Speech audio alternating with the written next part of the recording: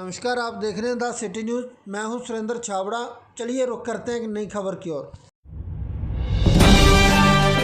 मैं doctor Y के चौधरी सिरसा में ऑर्थोपेडिक सर्जन हूँ। 17 अगस्त 2023 से मैंने रानिया में राजनीतिक रूप से एक नई पारी शुरू की थी, CSC रानिया, जहाँ मैंने 17 अगस्त 1991 को ज्वाइन किया था।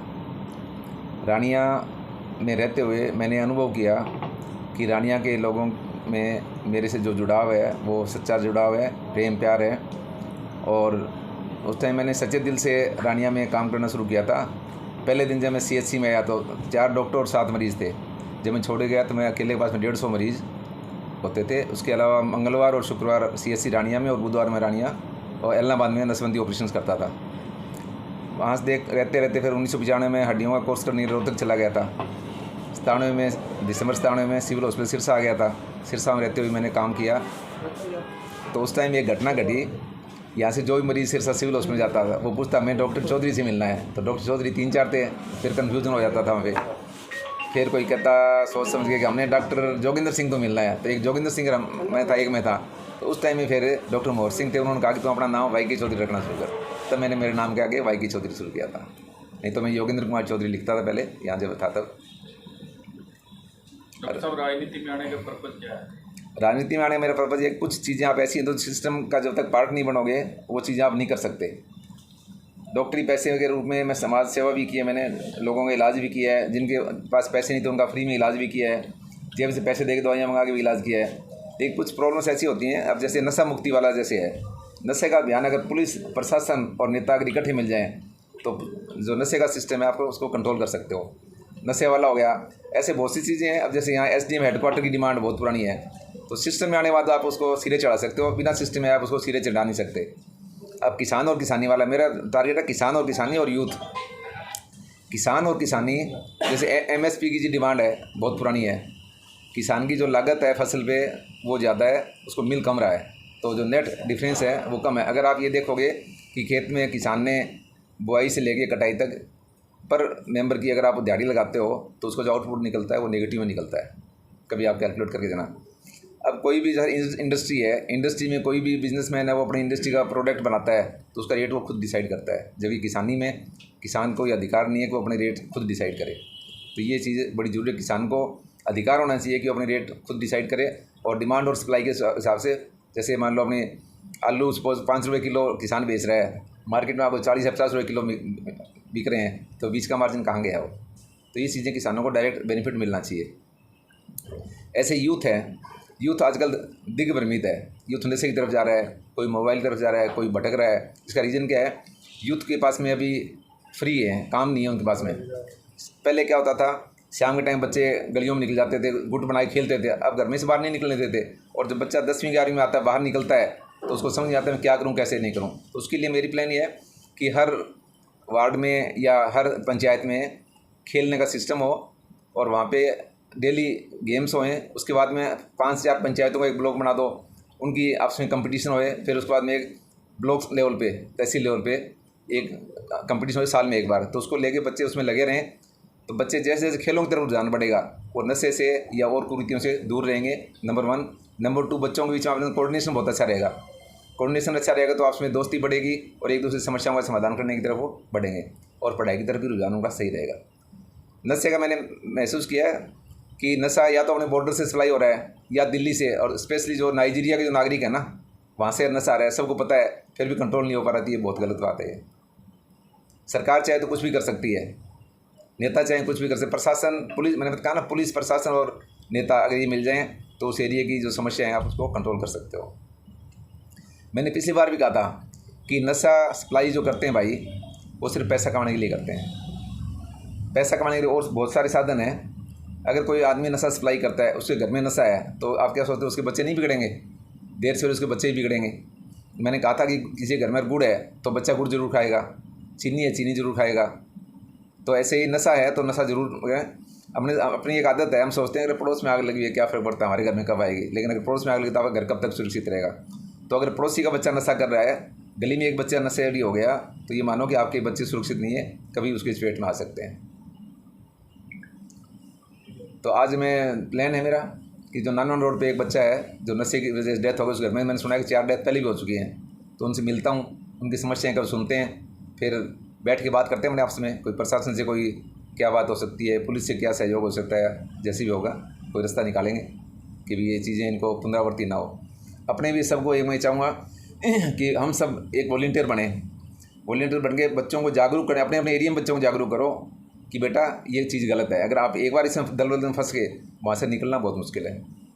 दलदल में जैसे आपने फंस गए तो वहाँ से इतना आप कोशिश में अंदर अंदर जाते रहेंगे। तो नशा ऐसे ही है, एक बार आप उसमें फंस गए वहाँ निकल नहीं सकते। ये तो ये बहुत बड़ा इशू आज के टाइम में, और यूथ को बचाना, संभालना और वो सही रास्ते पर डालना। अगर नहीं डाल पाएंगे तो अपने आने वाले टाइम की जनरेशन क्या रहेगी, अपने देश का भविष्य कैसे रहेगा। देख लो पंजाब से कितने लोग पलायन करके कोई विदेशों में जाकर जा रहे, वो सिर्फ इसी की वजह से।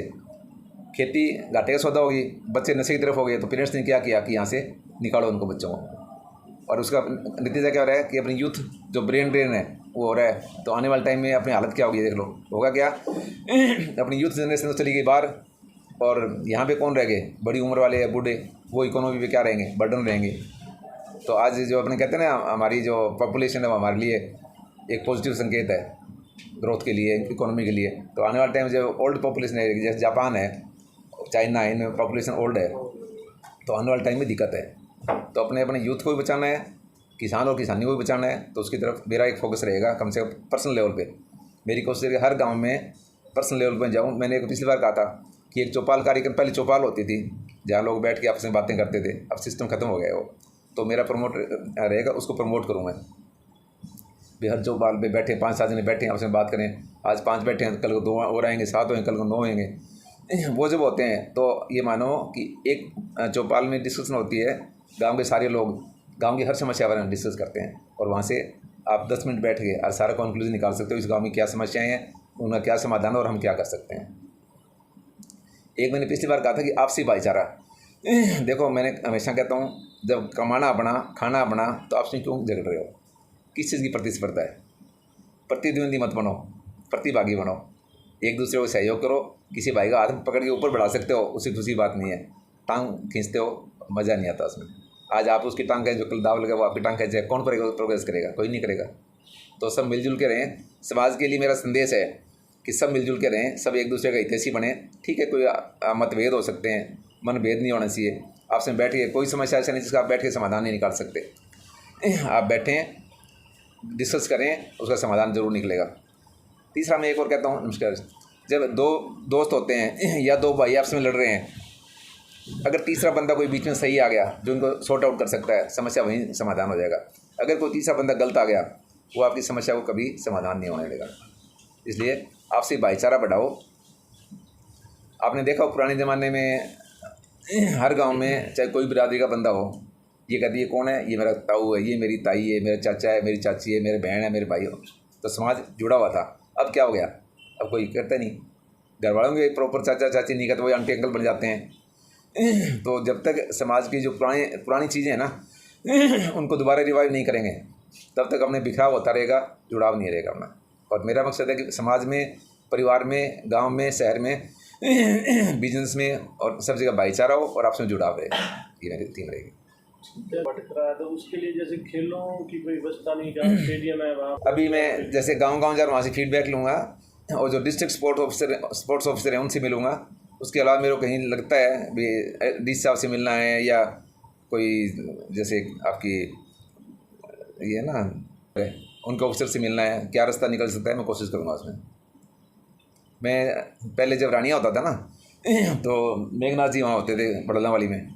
तो बड़ला वाली हम 1 महीने में एक बाल मेला लगाते थे, और उसमें मैं बाल मेले में ज़रूर जाता था। उसका हम क्या करते थे, बच्चों में कंपटीशन करवाते थे, और हेल्थ डिपार्टमेंट की तरफ से उनको 1st, 2nd, 3rd जो भी आते थे उनको हम प्राइजेज डिस्ट्रीब्यूट करते थे।